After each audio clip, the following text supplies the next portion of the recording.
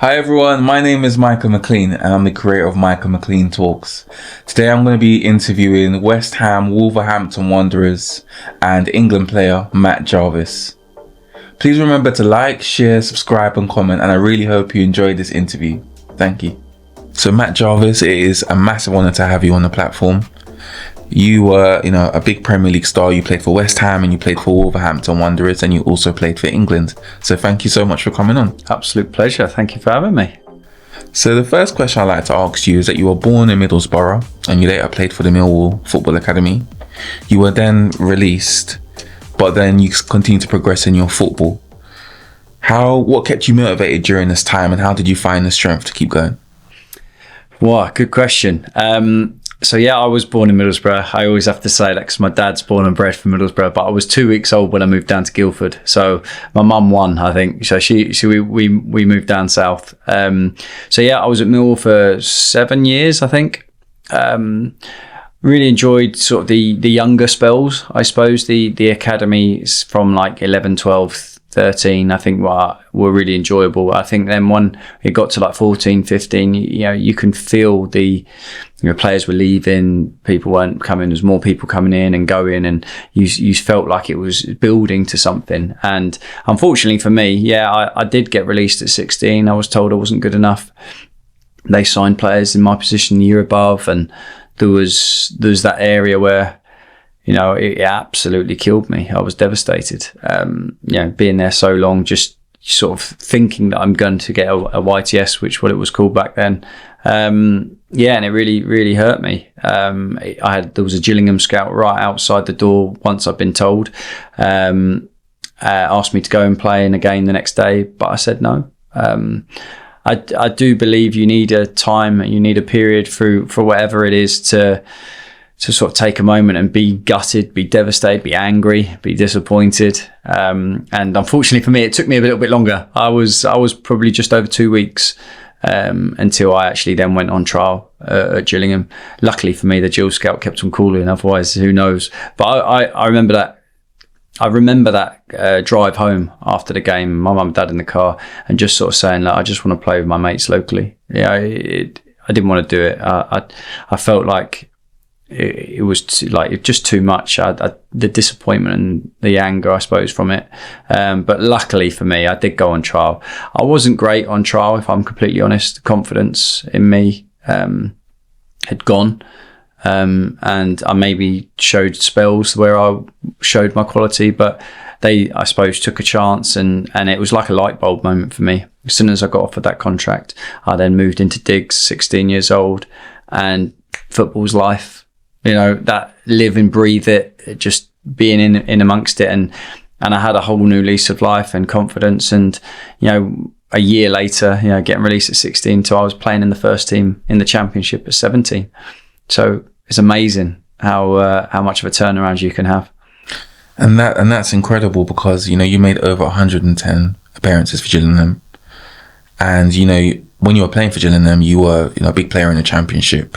How did you handle the challenges of being like a successful young professional footballer? I don't think you think about it, to be honest. At that age, I'm living the dream. I've got no fear. There's no that sort of that first naivety, I suppose, that you're in the team, you're playing for the love of the game, and you're just going around and doing what you enjoy best. I think it comes in slightly later because you've then got their expectations levels. You've got win bonuses, draw bonuses, the team, the collective stuff, the disappointments, the ups and downs of not playing very well. There's the disappointment of losing. That we actually got relegated, I think, in my second season in the Championship. So, there's that. There's a whole transition of squad players, like two teams pretty much from 1 year to the next. It's completely different. Managers change. So I think early on you're just living off excitement and just no fear. And I think each year comes in, you then have to navigate the disappointments and the ups and the downs of everything that comes along with playing. And I think that's more of a transition and a mindset and a fundamental of trying to just focus on your own sort of structure and routine of going through the weeks and leading up to the game, and then your routine on a match day. I think your response is incredible, because I think that there's two dynamics of being a young professional. There's the on the pitch pressures and the off the pitch pressures. So I think of like two contrasting ways how people handle fame. Saka and Mario Balotelli, for example. Yeah. How did you manage to, maintain your career as a model professional, even as a youngster? Because you always had a very clean image, when off the pitch and off it. Yeah, I mean, there's lots of reasons. I wasn't as Saka and Balotelli. Like at 19, I wasn't them. Yeah, I was still a good player, but still in the Championship or the League One potentially at that age. So I didn't have to be thrust into the spotlight as much as them, for sure.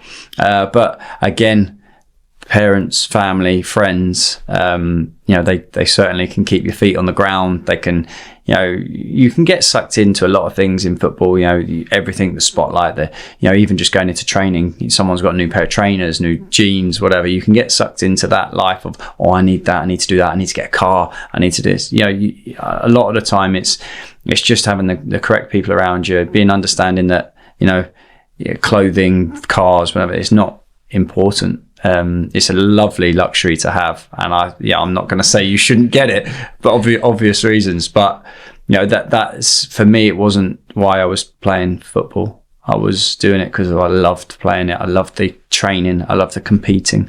I loved the match day experience. I loved having that thrill of hearing the crowd when I received the ball. Everyone sort of getting off their seats a little bit, and the expectations of taking someone on and putting a cross in or scoring a goal. I think that was a huge thrill for me.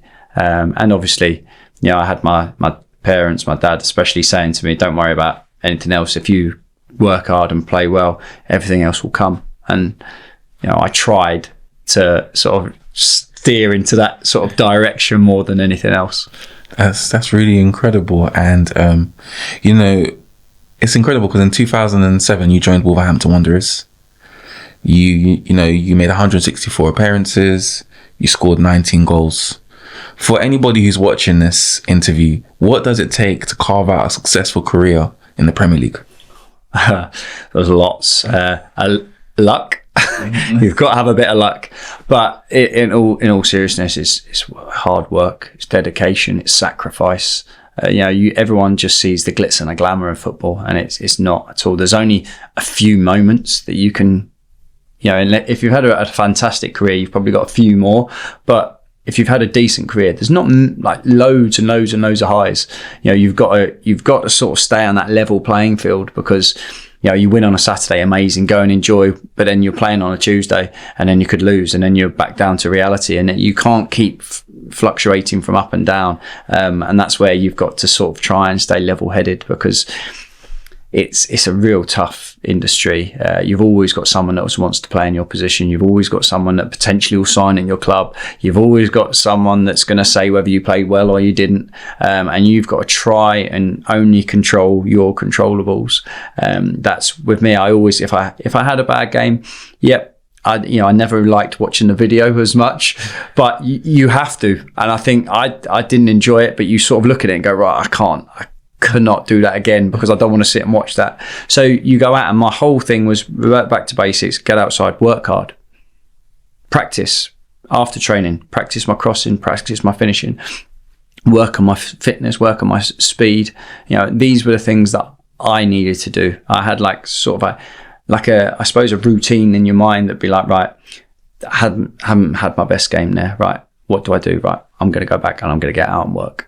And that was my default every time that I needed to give myself a little bit of a reality check and get myself back involved in the day-to-day of training, and that was it. But there's so many other aspects, the social media, the spotlight, the pundits, everything that comes into football nowadays is hard. And unfortunately, it's only going one way, and younger players now are, you can create such an amazing brand, I suppose, of yourself in the public eye and on social medias, but you're always going to be open to criticism, and you've got to be able to take it. And my whole thought process and my whole way of dealing with it is, if I'm getting that, then the only thing I can change is what I do on the pitch. And that would be down to getting back to basics and working. That's incredible, because it's like, even when you were playing in the Premier League, there were lots of speculation about potential transfers. So that at one point, I read a Daily Mail article even recently that was archived from about 10 years ago. Arsenal apparently were interested in you at one point. So like, how do you kind of deal with that? Because as a Premier League player, there's always stuff in the press. Mm-hmm. There's always stuff. Oh, is he going to go to Arsenal? Is he going to go to Chelsea? Is he going to go to Man United?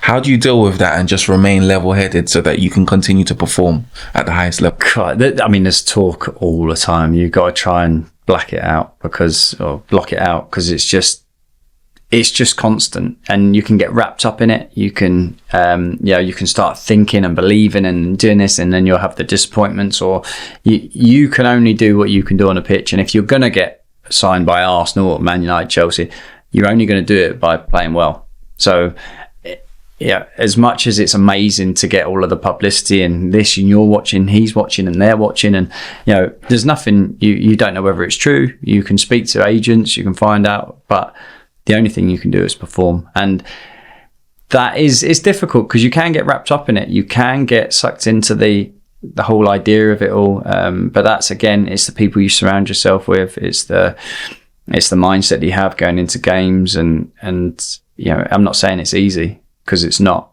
You can, and football's a very small world. Everyone thinks it's like this huge, it's not, it's a small bubble, and it is a bubble, and you can really just float along into it and get pulled and pushed in all different directions. And you've got to, I try. I even say it to my son now. It's don't be a sheep, be your own person, don't follow anyone else, and you do what you need to do, whether that's what you think's right or whatever it is. You be authentic, do you, and it's hard to do. I'm not saying it's easy, and sometimes you can get swayed and pushed in different places, but if you can just try and get back to what you are as a person and how you deal with it and how you go through, then that's the best you could try and be. Thank you so much for that really, really insightful answer. Now, another incredible thing about you is that you played for England. Yes, yeah. So please just tell me about all of that. So how do England players get picked? How does the whole process go? Yeah, well, usually after that, I even did I went into Fulham's academy this morning to speak to them about, life after football and everything. And they say, you played for England? How many times? And that's the next question that comes out. It was only the once, but it's the pinnacle. And, as a kid growing up, what's your dream? I'll play for your country. That was my dream as well. And to be able to reach that is nothing short of it's amazing. I can't describe to you how proud, how emotional, how much of the drive and determination to sacrifice, the work ethic to get to that point is all worth it. But how do you get there? I was at Wolves at the time. We played away at Aston Villa in the early kickoff on the Saturday, and we won 1-0. I think it was the first time Wolves had beaten Villa away at Villa Park in I'm guessing about 25 years. So we won 1-0 and I scored. So I went home, and the Sunday night I came back up. So I went home as in back down south. I came back up on the Sunday night for training on the Monday. And as I got into my front door, I got a text message, and looked at your phone, and it's like from the FA saying I've been selected for England. And I'm like, buzzing, but not really sure whether this is right or not, because I know a lot of players have had phone calls or text messages and been told, and then it's been a wind up. So I was unsure, but then I did get a call from someone at the FA to say, you have been called up. It's going to be announced on Sky Sports in 45 minutes or something. You're going to get picked up tomorrow morning. You'll need this, this, and this. And Fabio Capello was the manager at the time. So I know that Gareth Southgate has called everyone up individually, but at that particular time, I don't think Capello spoke that much English. So yeah, got the text message, and just an incredible moment to be able to even think and look back now. Because someone else asked me recently, he said, did you ever look back and think? And it's like, no, you never look back when you're playing. You never look back. You're always on to the next thing, next game, next whatever it is. You never look back. It's only when you finish and retire and then you start doing podcasts and people bring it and you're like, actually, yeah, no, Yeah, I didn't really maybe take in as much as I probably should have or could have at the time, but a phenomenal experience. And just, if you look at the players in that squad as well, the only one that wasn't there because he was injured was Gerrard. You had Lampard, Terry, Rooney, Ashley Cole, all of these top players. Incredible. So what was like the England dressing room like? Well, to be fair, I was the only one that's sort of outside of the, I would say, top 6-ish, really, at that time. I was fighting relegation with Wolves. So, it was like first day back at school. Sort of, I knew everyone, but not personally. I'd obviously played against them all. So it was just sort of trying to get in, and, everyone was sort of either teammates or knew each other from last camps and whatever. So they were brilliant with me. Absolutely brilliant. Welcomed me in, helped, with whatever I needed. And I think because they're longer camps, there's a double game, so you're there quite a lot. And there's downtime, and you're in your own room, and so you're trying to sort of go together, have like coffee or go for a drink or whatever it is with everyone. But you just wanted to get on the training field because that's where you feel most comfortable. Although I was thinking if I went into the rondo at the start, I might never come out. But it was fine. But just where you feel most comfortable, you want to be training. You want to see what these players are like in training because you play against them all the time. But actually see on the day to day, what do they do? What do they do before training? What do they do after? Do they do any finishing? Do they do this? Do they do that? So it was an incredible experience. And when you played against Ghana, could you please just tell me about your experience playing against Ghana, how it was playing on the pitch in front of all of the England fans? Could you just explain that to me? Yeah, it gives me goosebumps. Honestly, I swear, it's I got vivid memories of a lot of the things. I remember just before the game, just being out in the stadium, looking around, in all the England kit, just doing the warm up. But then specifically warming up in the second half, I was down by the corner flag, running up and down, and just sort of waiting and looking for that sort of and then I remember just someone was going like that, and I was like, me, and I'm like, yeah, and I was just sprinted back, just heart beating. I remember getting back, took my shirt off, getting my shirt on, looking at the iPad, getting told, or whatever it is, clipboard or whatever it was, getting told where I'm supposed to be, what position, what corners, what set pieces, and just sort of then standing there and just being like, oh my God, I'm going to come on here at Wembley. All my family are there. All my friends are there. I had loads of Gills fans, Wolves fans. Turns out further down the line, West Ham fans, all there. And I was just like, right. And then I remember Jack Wilshere was coming off. I was like, high fives come on, and just thinking, don't look nervous. The camera's going to be on you. It's the debut. Don't look nervous. And then I have that moment where I've gone onto the pitch and I was like, I've done it. I've played for my country. No one can take this away from me. I've played for England. And then luckily I got quite a few good early touches, and you sort of settle into the game, and then you're in your comfort zone to a degree. You're playing football. That's what you do every day. So it's just about nice having the first few good early touches, and then I remember got a few good crosses in, took a few players on, a few set pieces, and you're just like, okay, this is amazing. That's incredible. And what was your experience like being managed by Fabio Capello? How was he? Yeah, well, I mean, to be called up by him with his pedigree and what he's done in his managerial career was obviously a massive achievement, a huge honour for me. Anyway, to get called up for England, but by him as well.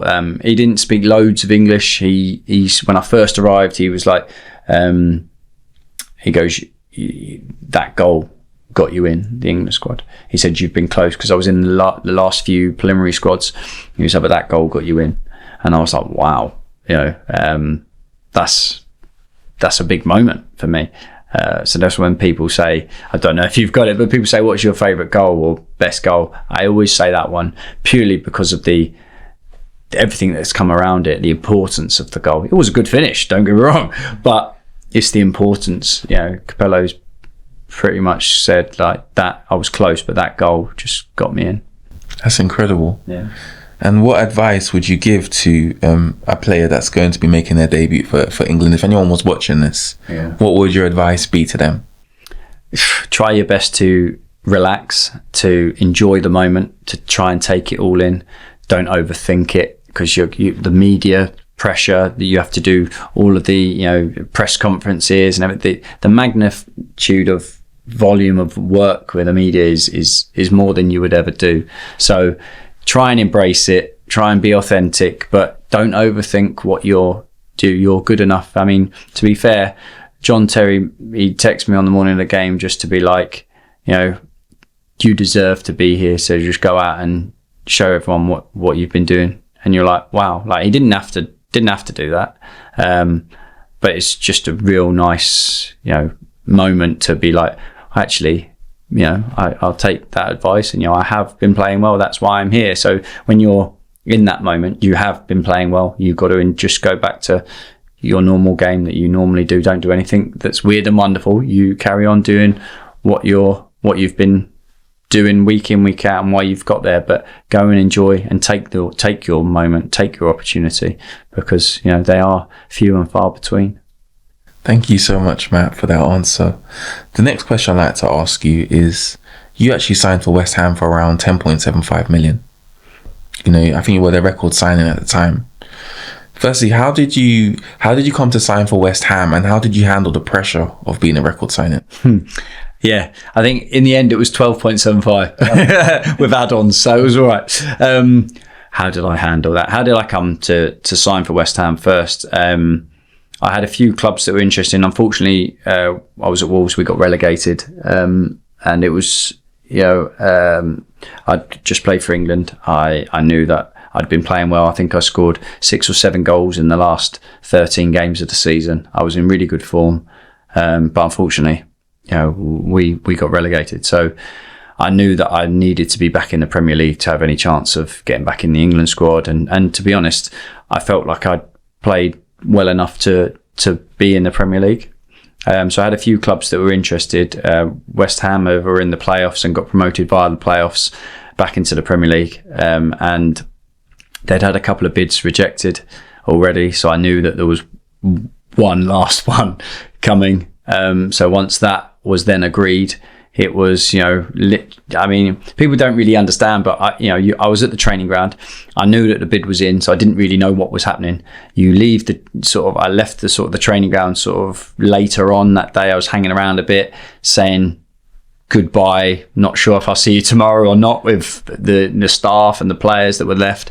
I carried a black bin line with all my stuff from my locker just to the car, just in case, and then I got home, and then you get a call saying that it's been agreed, and then you're like, right, I got to pack the house up, and with the 2 cars, the 3 dogs, put them all in the back of the car, drive back down south, and then meet my agent in London to then go through everything down there. And it is amazing that you're in with a group of 25 players with staff and everything. I've been there 5 years, to then just get picked up, put and moved into another squad of 25 with other groups, and the next day, and that's it. You don't go back like that. That's it. And then to be at West Ham as well is such a huge club. I think London magnifies everything. If whatever I was doing media wise at Wolves, you double it when you go to West Ham, just because of London as well. And it's a huge, very tribal, passionate fans as well. So coming as record signing has a humongous amount of pressure on you. Like I said, you try not to think, because it wasn't me that picked the fee. So you try and just carry on doing what you've been doing. I played the first couple of games of the season at Wolves anyway, so I was good fitness wise. And for me, the best thing about it was I came, I signed, I trained, I played. There was no hanging around for 2 weeks. I trained, played the next day, and started well. We didn't result necessarily the first result, but I started well, and that pressure is a lot. It is a lot. And I hadn't scored for the first few games, and you could hear, like with socials, and you can hear in the crowd, my wife and my family is sort of saying, oh, if he hasn't scored by this date, then we're going to do this and this, and you're like, oh my god.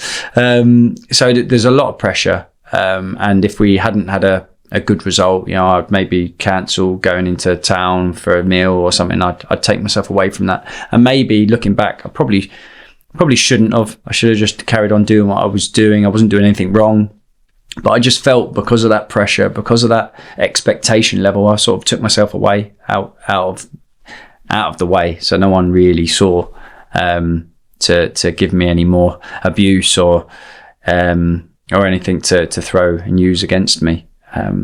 But in my last season at Wolves, my first season at West Ham, I put in the most crosses in Europe, most successful crosses in Europe as well. So it's not just me throwing crosses in willy-nilly. So I played really well my first season, and I think that obviously helped, and we did well. We finished 10th in our first season back in the Prem, which is a huge achievement. And then Andy Carroll signed permanently. He came on loan and he signed permanently to take the record signing label off me, which was a nice bit of a refreshment. Like, whew, you can have that now, because he didn't care. He just had that attitude that doesn't matter. He'll just go out and do his thing, and that was I wish I was more like that, to be honest. But it was great. I thoroughly enjoyed it. It made me work harder, really try and do the best that I could possibly do, even though I was going to do that. It gives you that added incentive that, I am club record signer, I need to perform, and people will be looking at me and saying, well, what's he doing? So yeah, it comes with a lot of its pressures, but it's something you try and handle as best you possibly can. Well, it's incredible that you say that, Carl. Looking at your stats, your first 2 seasons with West Ham were quite strong. Yeah. So I know that in your later seasons it was a little bit less, but I think that was mainly because of injury, wasn't it? Was it injury?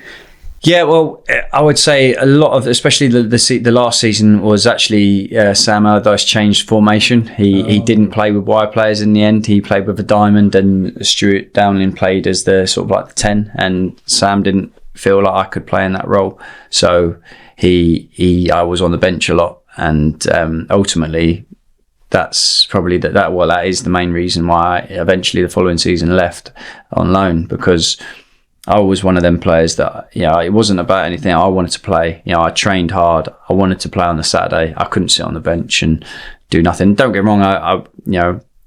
I'd still work and do everything. And that season, I think I played 11 games or something like that. But I was training every day. I was on match days. I was ready to come on. But some games, I'd only come on really if we were losing.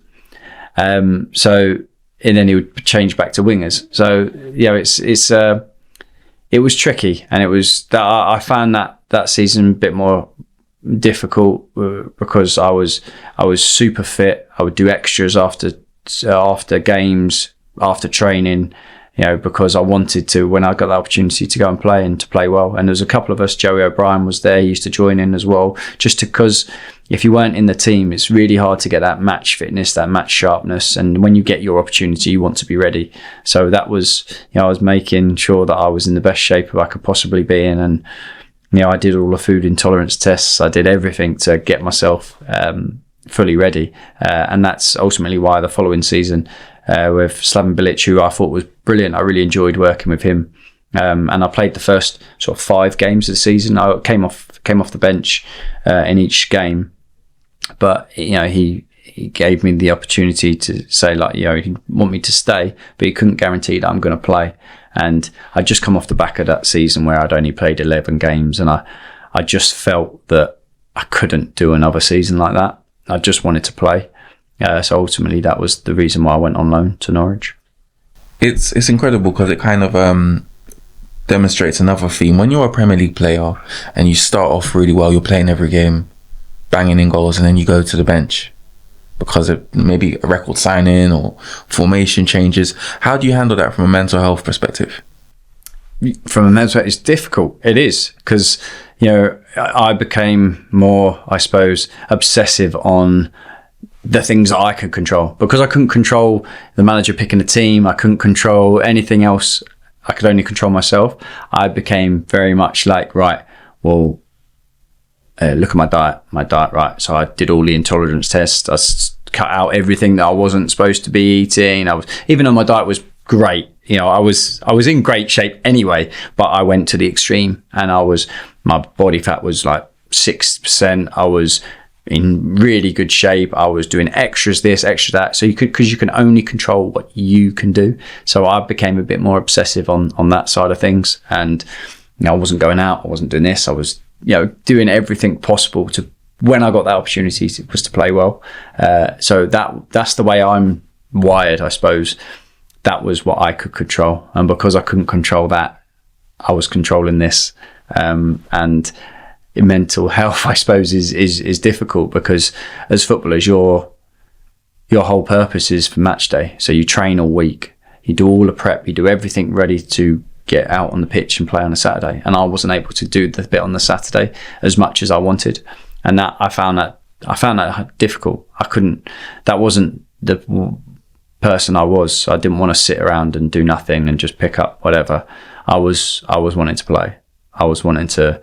I wasn't saying that I need to be playing every week, but I wanted to have the opportunity to play. And that side of things is really, really difficult. Wow. Even following on from that, I think it's very, very hard, to be a footballer. And especially when, you have a good season, you have a not so good season. So even when you went to Norwich, I know that your first season was fairly decent when you went to Norwich. But I know that as you progress in the later stages of your career, you struggled with injury quite a bit. So for you as a footballer, because you're going from being arguably one of the Premier League's best wingers to being somebody that's getting injured a lot, how did you deal with that? Because it must have been really difficult for you. If I'm honest and speaking completely open, it's the worst time of my whole life. Awful, absolutely awful. And I don't really think that anyone apart from my wife really saw it.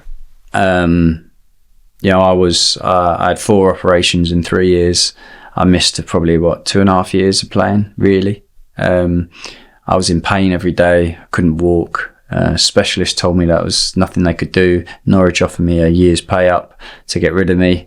I was living away from home 6 out of 7 days. My wife was down south because we just had my son, who's my firstborn. So he was down there. She was coming up. I was going back to try but I missed a lot of my son's first 2 years as a baby. Which is my own selfish fault, because I wanted to play football.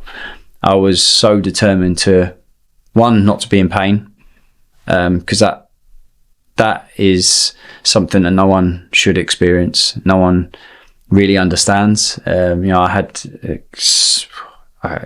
loads and loads of injections to just try and mask the pain, to get through this, to get through that, surgeries and physio and treatment, and everyone's like, well, yeah, but you're getting paid this, it's fine. For me, it wasn't about the money. I turned down the money to get paid up because I wanted to get fit. I wanted to be able to. My wife was like, you've got to start thinking of after football. You want to be able to walk and run around with your son, and we've now got a daughter as well. To be able to do that, and I wasn't able to do any of that. I had pure, I suppose, tunnel vision of getting myself back fit, but it was relentless. It was awful.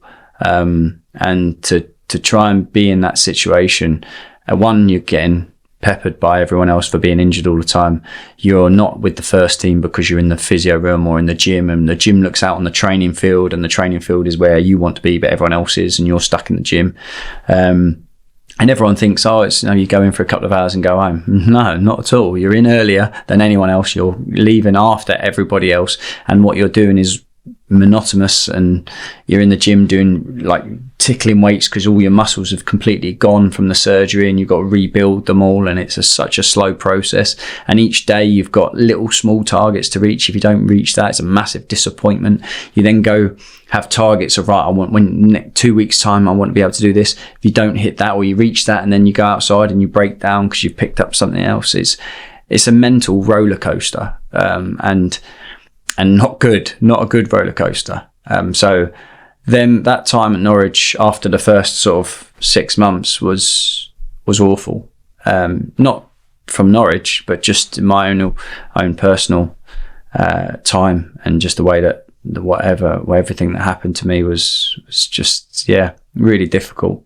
And I do think that if people actually saw, and I think some people do now, like do like a bit of a video of if any long-term injury. I think if you did like a little road to recovery type thing and fans actually saw what you were going through, I think you might have a bit more rapport or a bit more understanding that what they're actually going through. Because I think people just think, oh well, they're getting paid X amount and they're going in and have a little bit of a massage and then they go home.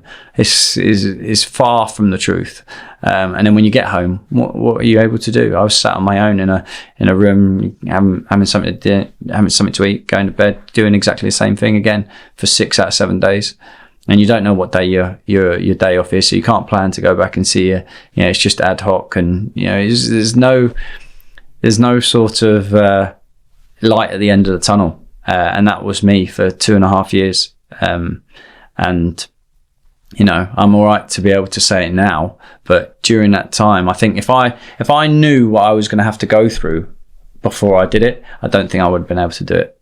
But because I had the operation, I got myself back fit, which took 3.5 months from my knee, the first one. I then got injured in my first training session. I cut inside shot and someone smashed into my ankle, but I knew that I'd done something. But because I've been out for so long, I was like, it's fine. I iced it, had a scan. Yep, inflammation. Have an injection, get through to the next international break, have another injection. Got to the then manager, went, and then it's all sort of not unknown what's going on. I had more injections all through the summer and then come back. I was like, no, I can't do it. Thought I was going to be out for about 4 to 6 weeks. And then if you like on a scan, it looks like the cartilage is all like that. But then when they went in and touched the cartilage on the op, it all fell off. So I had like just a big hole where I was bone on my ankle. And then you have a microfracture. You think you're going to be back in this amount of time. It took me about a year to get back from that. And even then, you know, it wasn't great. And then I started picking up groins, like quads, this, that, all to try and just come back. And all my mechanics changed from having surgery 4 times on my right leg. So your muscles get bigger. They lost everything bigger. You start walking different. I had picked up IT band friction syndrome, and it was just one thing after another. But because you're chasing a goal, because you've got right, I get back, I've done that, my ankle, right, I've had the surgery, right, let's get this, do that step by step. Then something else happens, and then you try and do that. Because of that process, probably why I was able to get through it. If it was like I knew that was going to be the process, I don't think I could have done it. And you talked to me about injections. Like, how painful were these injections? Were they like pain-killing injections, or? Yeah, steroid. I did have PRP. I've had steroid. I mean, I've had the lot, to be honest. Just because, unfortunately, you do it because you just want to get back and play. You know, it's probably not the right way to do it. Well, it's not the right way to do it, but you want to play. You know, you don't want to miss a game because someone else will take your position. You want to get back and play, and you know, if you play that game, you know, could I get through and play the next one? And you know, you're just constantly chasing. You're on a hamster wheel all the time, and you know, it is relentless. Thank you just for being so transparent with that, because not everybody can be. So thank you. No, pleasure. So even like following on from that, you've then gone into punditry, so we see you a lot on the TV now. Yeah. So could you please just talk to me about how you went through that transition of playing to going into punditry? Yeah.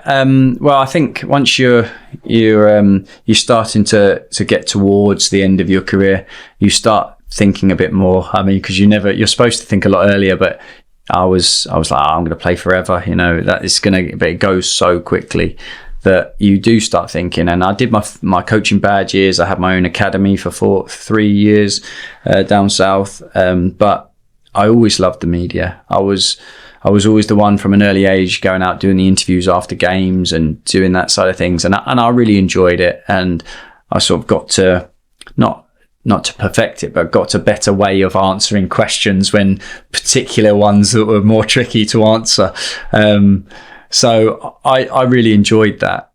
So going into the media felt like a good idea for me. And I got into doing a few gigs on radio. I then I was doing BT for Wolves when they were in Europa League. So I started to do that.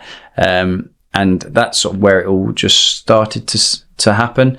And then doing the co-commentaries and I suppose once you're on that, the carousel, you sort of you can, you're on, you're off, you pick and choose. Like they pick, not me, they would pick and choose whether to use you or not. But because you're on the carousel, you're there and available. So I think that was the starting point for me. And obviously doing it and really enjoying it. Then I did like 6 months of training with 2 really top people, one in TV, one in radio, to try and help me and to sort of fine tune my skills and hope that there was then an after part of doing the media. So that was my opening into it, and I thoroughly enjoy it. I really enjoy doing it now, and I'm doing a lot more of the co-commentaries and doing as much, because there's so many players that retire these days that want to go and do media. So you've got to try and keep in and perfect other skills as you go through.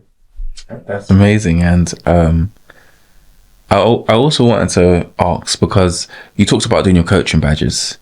Some of the people that you played with are now coaches. Frank Lampard, Steven Gerrard's done a bit of coaching. You also have people like Wayne Rooney, who also became a coach. Why did you decide that punditry was better for you than actually becoming a coach? Well, we've got Rob Edwards, Gary O'Neill. He's always... for me, I think... I don't know whether I was ever going to be a manager, for starters. I think manager is different to a coach. A manager being able to be that person that's 24/7 in it, live it, breathe it. And I am sort of all or nothing a little bit, but I think that is I've got a young family. I don't know if I could necessarily do that.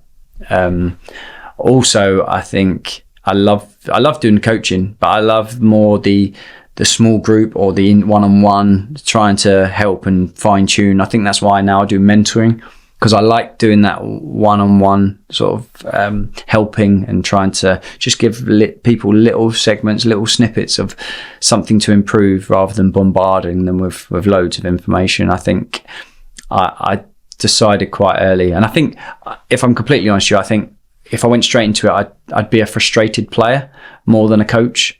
I think I'd be like, just let me do it, and then I would want to play. So I knew that I couldn't play, and I think instead of trying to just get straight into it and do that, I think I needed a bit of a breather, and then I haven't really sort of had that urge to get back in. That's really, really interesting, and it's interesting because even like this month, Pep Guardiola actually mentioned that the Premier League is more competitive than ever. Yeah. Do you agree with this statement? And if so, why? And if not, why not?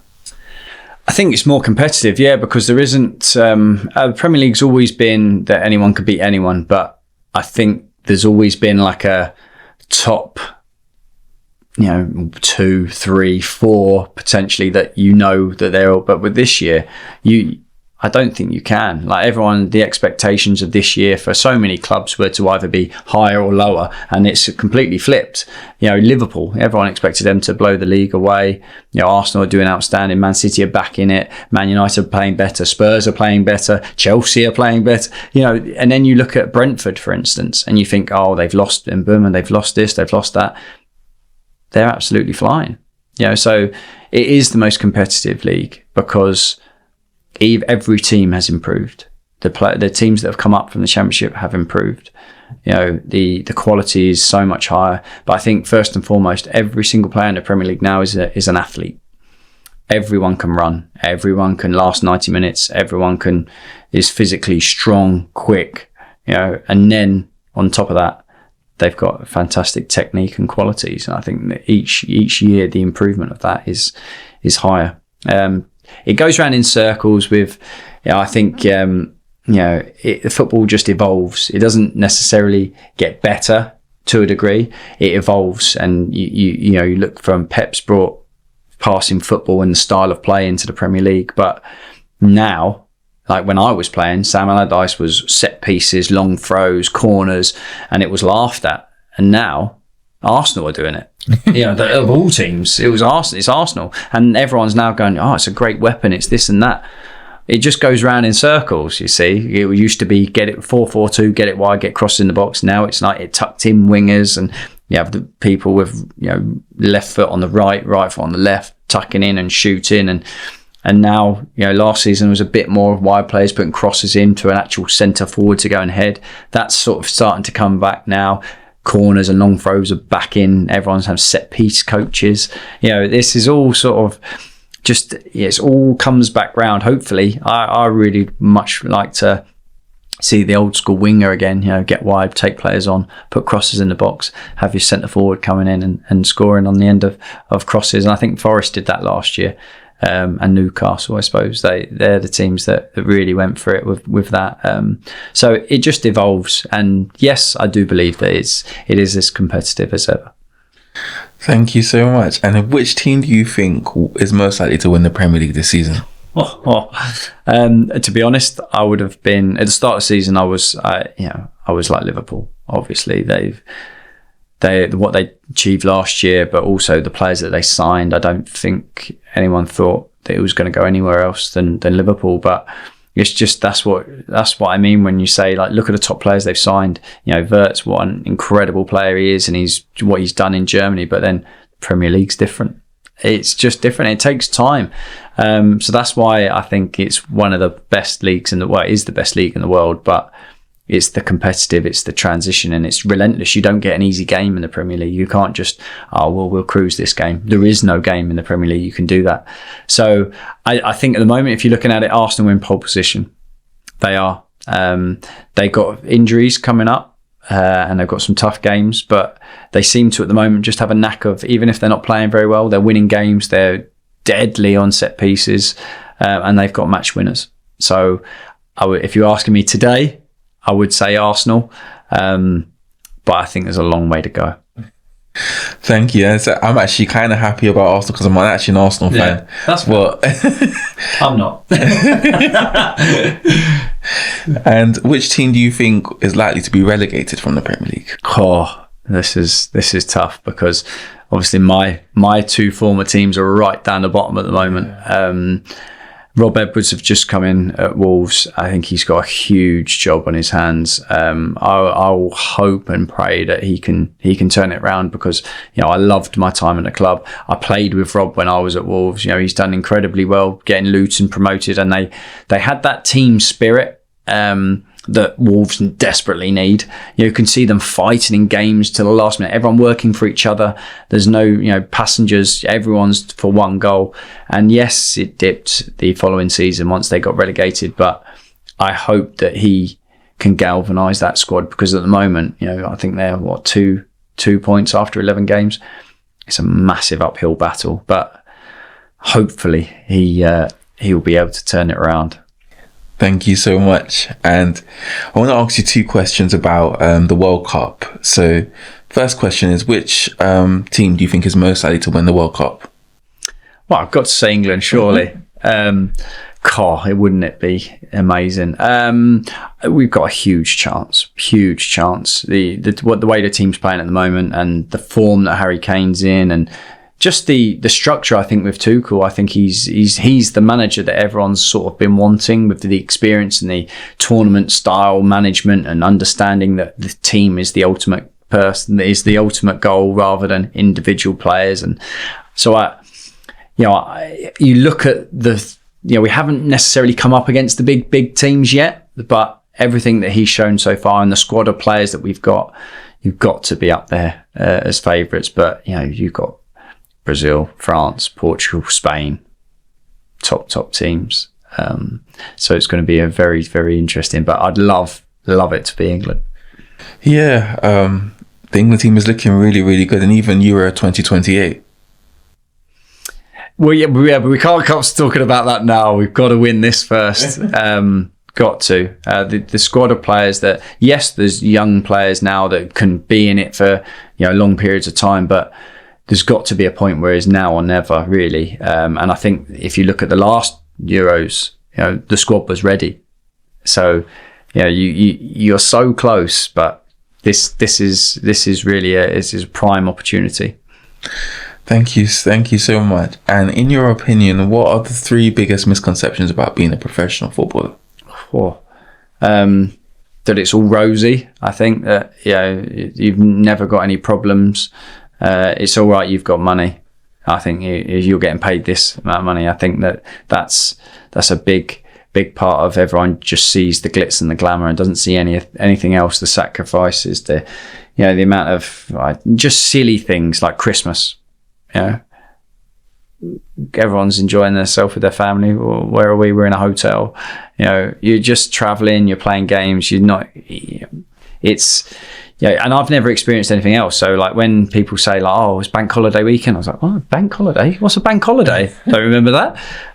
Just silly, stupid things like that. But it's ultimately it's the sacrifices and we're just normal people just playing. We're very fortunate that we're playing our hobby and getting a lot of players are now and I think everyone thinks that everyone get paid stupid amounts of money, which is not true.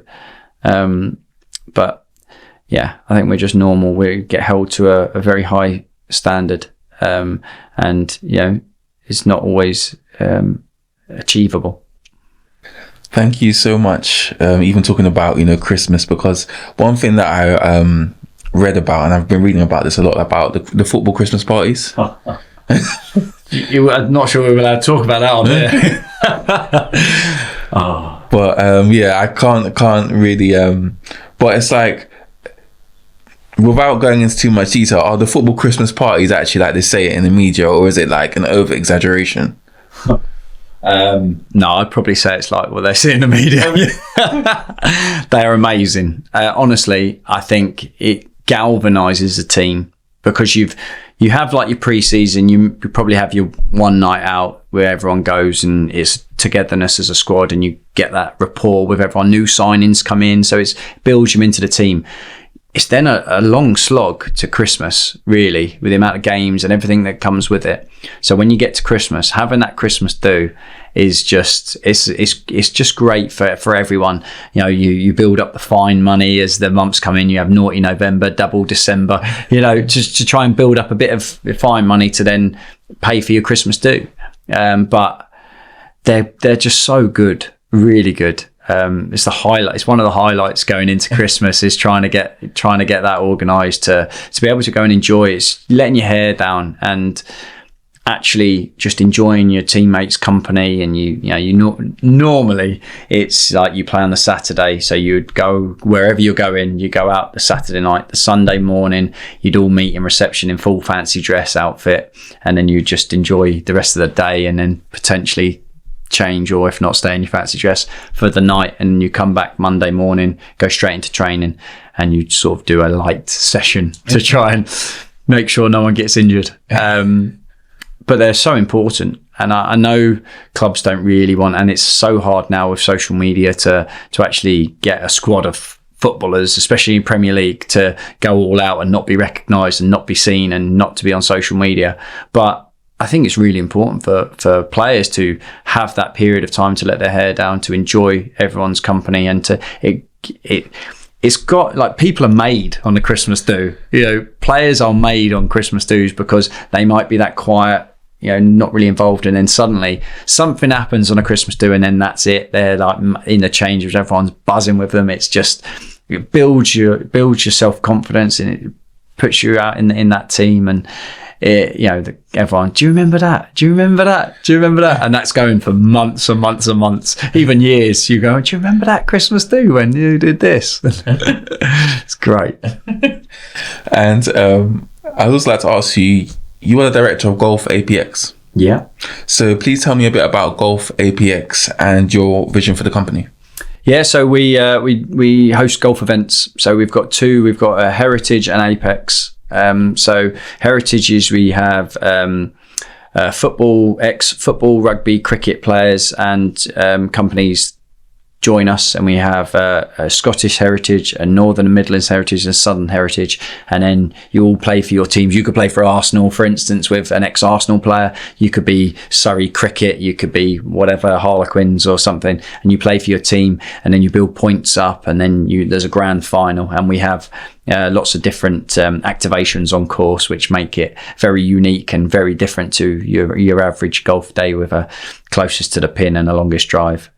So we do that, and then Apex is where we host the F1 teams before Grand Prix, which is pretty incredible. really good for me. I actually didn't play golf while I was playing football, so now I'm desperately trying to get into it and play a lot better than I am. But yeah, so that's the golf business, and I mentor at the Wolves Academy. I'm an advisor to a sports psychology app called Unlock, and then I work a little bit for LAPS as well, which is Life After Professional Sport. I do the media and punditry. I'm an ambassador at West Ham. So I'm trying, and I've finished CEO of a sports organisation course. So I'm trying to keep busy. Got 2 kids that definitely keep me busy, but I really enjoy it. And everything that I'm doing keynote speaking. I'm doing lots of other things that I enjoy, and that's the biggest thing for me. Is just enjoying what I'm doing, podcasts, and it definitely keeps me out of trouble. And I'm trying to stay in as best shape as I possibly can, because I think that's part of when you retire, or when you finish playing. I've got to sort of stay and retire. When you finish playing, I think that structure and routine, and that getting told what to do, where to be, what to bring, is gone.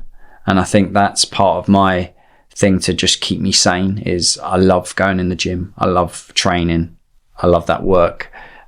So that's a focus and something that I can have as a constant and to keep going, because it is that transition from finishing playing to going to doing something else is something that I don't really think gets talked about enough.